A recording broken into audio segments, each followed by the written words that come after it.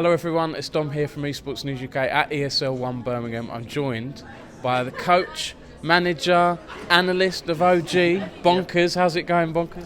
It's going well, just off the back of a 2-0 victory. It's going well. It's the calm before the storm where we play 7 p.m.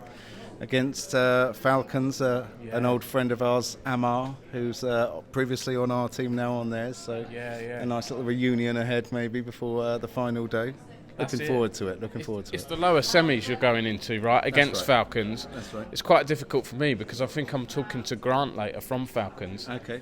But, you know, OG are the team with the only UK player here in Ari. Yep. And you're sort of UK manager, coach, analyst. Yeah.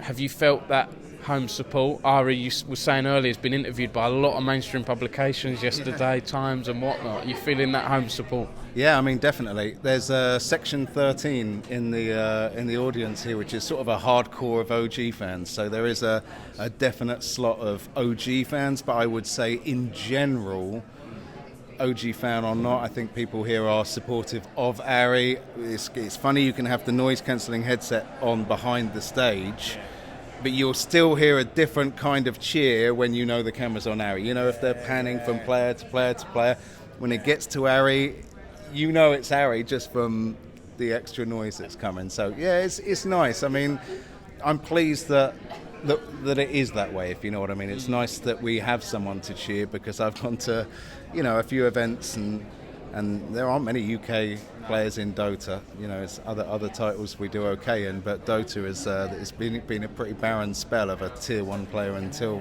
realistically Ari. And why do you think that is? I mean, I'm a League of Legends guy historically, and it's the same there. We don't have the players. We have good broadcast talent, like we have in Dota as well. Exactly the same in Dota, yeah. I mean, I honestly couldn't tell you. Maybe we're just not very good at teamwork. I don't know what it is. It's because it's not through lack of player base either. It's not that there aren't people from the UK playing Dota. They definitely are. I mean, testimony to the amount of people that are here. We do play it. We're very opinionated on it, but we're also pretty bad at it in general. So, yeah, I'm not sure. I mean, prove me wrong, people out there. You know, take the game up, see how you get on. But and I have to apologise because I was saying Ari. Originally, I said Ari. But a few people here have been saying Ari. What's the correct one, Bonkers? I don't know. I think whatever I said, he would not agree was correct. Right, he considers me a northerner because I live in the Midlands. So I don't know. I guess the official name is Ari Banati, I think is the. So I guess Ari is officially correct, but Ari, potato, in my opinion, right? So you can take it any way you want. You mentioned as well, so the coach who should have been the coach had visa issues, right? So you're standing in as coach. How has that gone? It's a job you don't usually do, right? Yeah, I mean, I don't even know if it's realistically a job that I'm doing here at the moment. I do the papers for the team because I am an analyst, so I have somebody that helps me do the coding. Another UK guy, a guy called Matthew Chadwick. He's actually a PhD in particle physics, and he worked on the Large Hadron Collider. And he's at OG now. Yeah, well, yeah, he's. We've had him work on a contract basis before, and he helps me do the coding, and he provides sort of the analysis side. I can't do the coding, but I understand what I want to see, and he helps visualize it really well. So I normally do the coding, so I'm behind them in the booth with the papers that I would normally prepare, but it would normally be like our coach would hopefully link the chain between my papers and that. So there, you know, it's not perfect. I'm not really doing a coach's role, but I am not trying to, because I think it would be disrespectful as well if I actually came and said, oh, I've got a coaching role's job to do, and you know, nobody probably wants to hear it. So I say a couple of things every now and then about something, and if I do say something, it will only be because I genuinely think it's worth saying. I'm not trying to fill a void. You know, our coach is still doing prep with them online and stuff like that before the games. So, you know, stuff is still put in place. Yeah, that's what I was going to ask. Is that still happening? Yeah. And your background, Bonkers, I mean, I get called a boomer in esports, even though I'm not a boomer. You're a little bit older than me. Your Wikipedia says 44. You're looking very good for your age. Thank you. What's it like being an older guy in esports, and tell us a bit about your background, how you got into it. Have you been involved in a long time?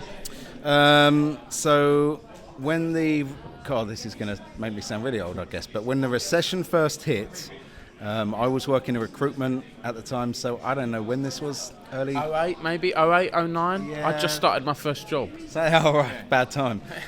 So at that point, I'd actually decided to give up what I was doing, and I actually worked for 10 years as a professional gambler.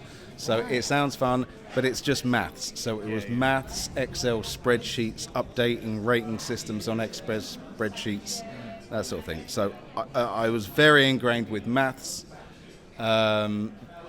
I played Dota as a hobby. Having a maths understanding and Dota kind of go together. It's a bit nerdy, it's a bit geeky. There's an API in Dota where you can drag a load of data into it.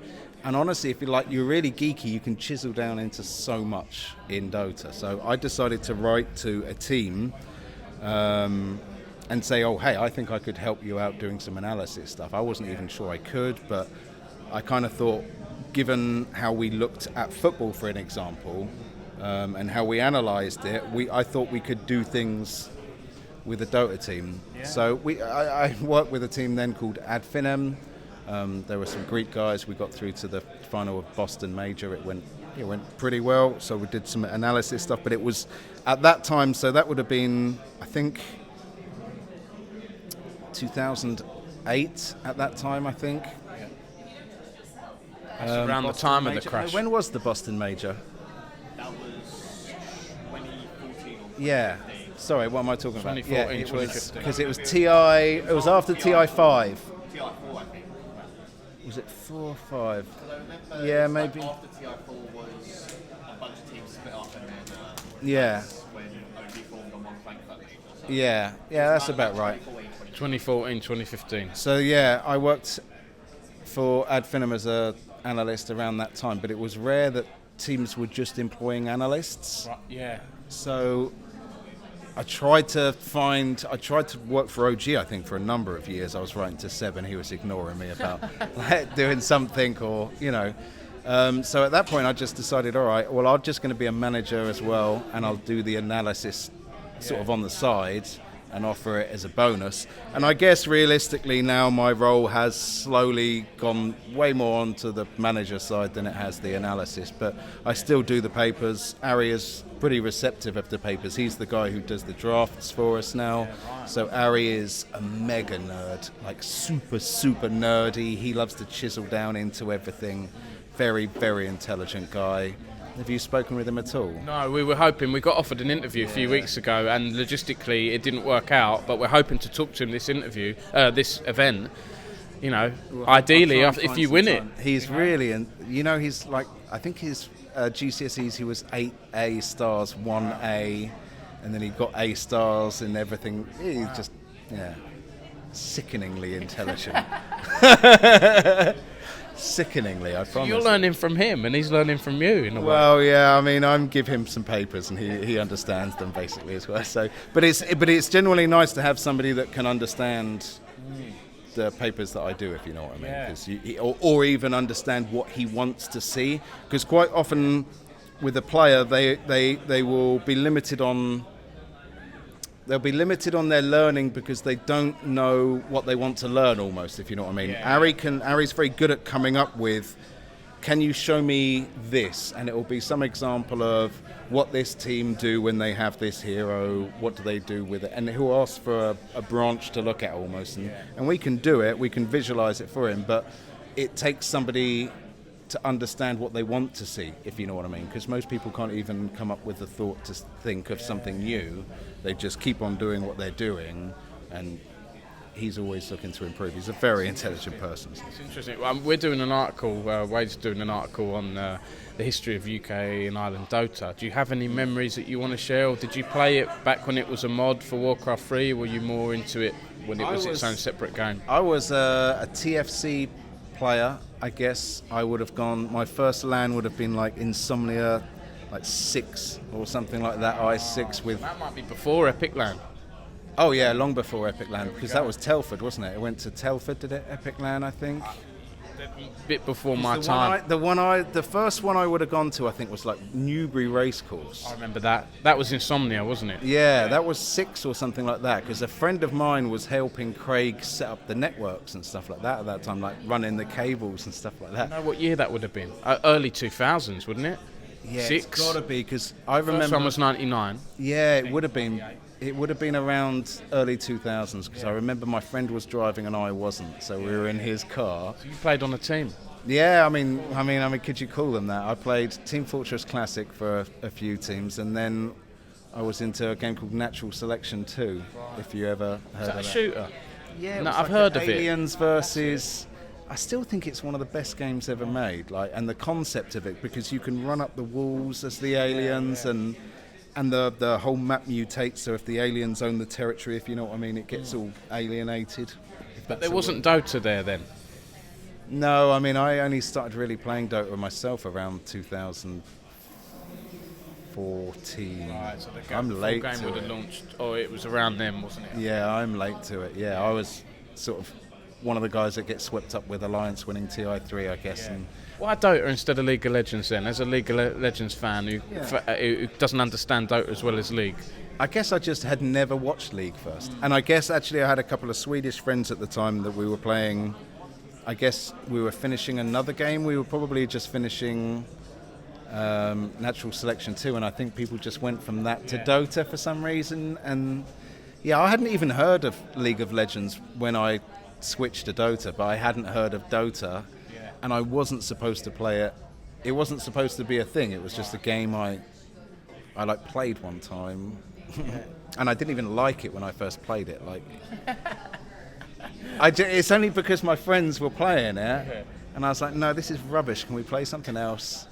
I don't get what's going on. Can we play something else? And eventually you've put 400 hours into it, and you think, okay, well, I better start learning what's going on. And before you know it, you've got 20,000 hours in it, and you still haven't got a clue what's going on. And where does your name Bonkers come from, your gaming name? You rascal. Oh, it does. I was thinking that. The song. Yeah, so I think at the time, again, because every game I played, I just decided to have a new in-game name. Right.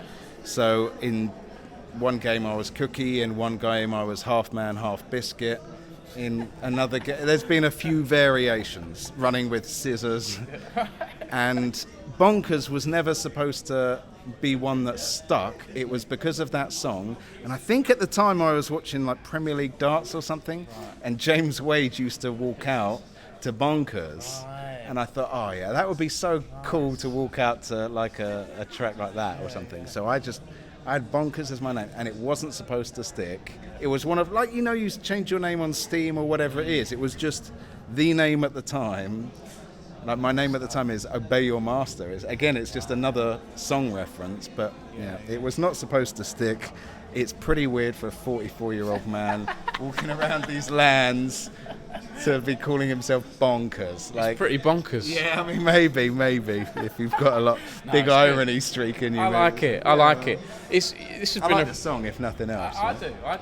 It's been a great chat, Bonkers. Is there anything else you'd like to add? Anything I might have missed about OG or Dota or anything else? I don't think so. I mean, unfortunate that Misha, our coach, couldn't be here, but I think some of the teams, I don't know if you're aware, we didn't actually qualify for this event. Yeah, I should have asked about that actually. It was a little bit controversial, wasn't it? So, yeah, we did a lot. Yeah, a little bit controversial, but I mean, ESL are very much a company for setting a deadline. Yeah, rules are rules. Yeah, and whilst it's not ideal, I mean, they've had problems before, especially in Berlin. I think they had a team called Mind Games, funnily enough, that I think it was Mind Games. I'm sorry to them if it wasn't them, but I think they said that they were going to get visas, they were going to show up, oh, don't worry, we've got it, and then it comes to the tournament, it's like, just kidding, we haven't got any visas, and by the way, one of our players doesn't even have a passport.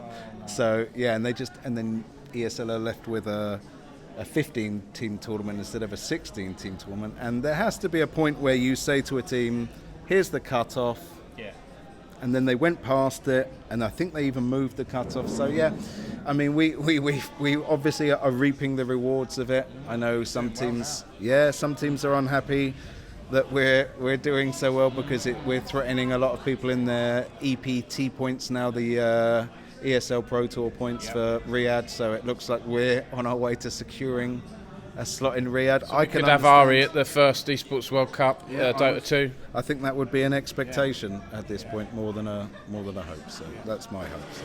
Excellent. Bonkers, thanks so much for your time. You're welcome. Good luck in the rest of the tournament. Let's hope for it's Team UK. Home, right? It's coming home.